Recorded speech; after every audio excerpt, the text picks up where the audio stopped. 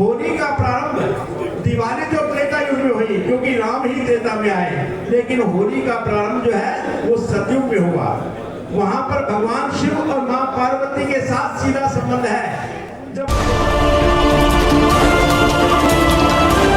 होली मिलन समारोह पर जहां एक तरफ होली के रंग दिखाई देते हैं तो वहीं दूसरी तरफ बतौर मुख्य अतिथि पहुंचे कार्यक्रम में समाज सेवी बोधराज सीकरी ने लोगों को होली के मायने बताए, होली का पौराणिक महत्व बताया और होली की शुरुआत के बारे में लोगों को रूबरू कराया। गायकी के माध्यम से होली खेले रघुबीरा, ये गाना चल रहा था जब मैं आया, तो इससे एक बात तो सिद्ध हो गई कि होली कलयुग और द्वापर का खेल नहीं, ये पर्व और ये त्योहार त्रेता युग में भी था और सतयुग में भी था।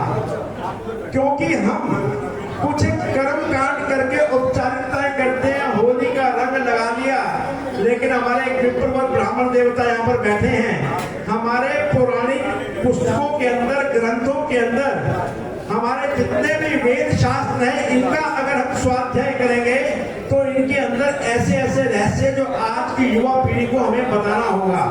होली का प्रारंभ दिवाली तो त्रेता युग में हुई क्योंकि राम ही त्रेता में आए, लेकिन होली का प्रारंभ जो है वो सतयुग में हुआ। वहां पर भगवान शिव और मां पार्वती के साथ सीधा संबंध है। जब भगवान शिव तपस्या में लीन थे और देवताओं की इच्छा थी कि ये अपनी तपस्या से उठे और ये मां सती से विवाह करें, क्योंकि इनका जो दोनों का मिलन होगा। 2 मिनट गंभीर विषय है क्योंकि युवा पीढ़ी को हमें अपने पुरानी बातों को बताना है। जो मां सती, पार्वती और शिव का मिलन होगा, उनसे जो संतान होगी उनसे 1 या 2 राक्षसों का मरना निश्चित था। इसलिए कामदेव को बुलाया गया। कामदेव ने भगवान शिव की तपस्या को भंग करने की कोशिश की। तपस्या तो भंग हो गई और उनका सती से विवाह भी हुआ, लेकिन कामदेव को भस्म कर दिया उन्होंने अपने श्राप से, क्योंकि उनकी तपस्या को भंग किया।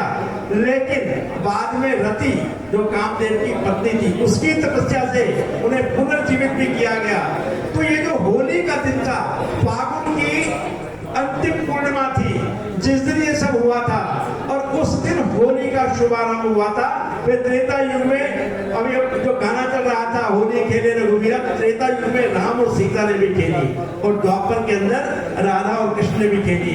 आज के जो बच्चे हैं, इसका सीधा संबंध पर्यावरण से भी है, क्योंकि यदि हम पर्यावरण को संतुलित नहीं करेंगे, मैं प्राय एक बात सुनाया करता हूँ कि भगवान राम का जन्म रावण को मारने के लिए नहीं हुआ, उनका जन्म हुआ था पर्यावरण को संतुलित करने के लिए। जब पृथ्वी पर राक्षसों ने हाहाकार किया तो मां पृथ्वी गई भगवान विष्णु के पास कि प्रभु रक्षा करो।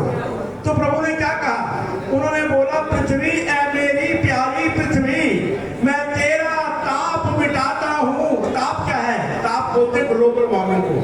पृथ्वी ऐ मेरी प्यारी पृथ्वी, मैं तेरा ताप मिटाता हूँ। दशरथ के यहाँ राम बनकर अतिशीघ्र अवध में आता हूँ।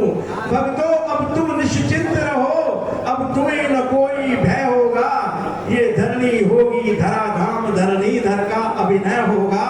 सुन सकते नहीं कान मेरे, अत्याधिक पुकार अधीनों की। ये पृथ्वी होगी वीरों की, पृथ्वी न होगी हीनों की।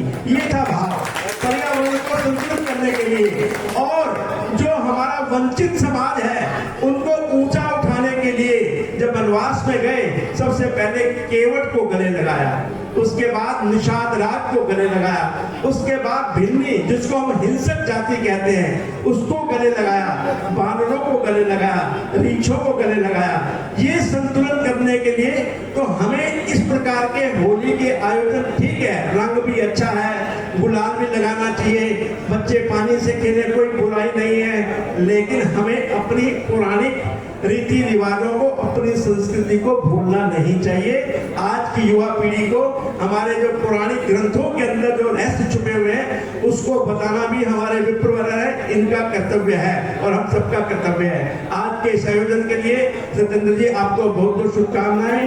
हमारे अब जो मैंने काम रह गया, नवीन गोयल को मैं हिदायत दे के जा रहा हूँ, मेरा छोटा भाई है, कि जो काम मैंने करना था वो पूरा करके जाएंगे, लेकिन 21 लोगों को मैं सम्मानित करके जाऊंगा।